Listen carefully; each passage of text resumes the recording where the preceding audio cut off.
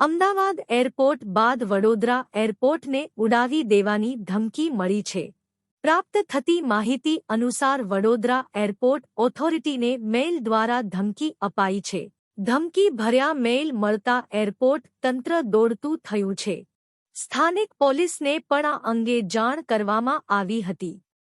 Police સિસ્ફ દ્વારા checking હાથ ધરવામાં આવ્યું છે. જો કે વડોદરા એરપોર્ટને ઉડાવી દેવાની ધમકી મળતા ચકચાર મચી છે અને તંત્ર દોડતું થયું છે. અમદાવાદ એરપોર્ટને ઉડાવી દેવાની મળી હતી ધમકી.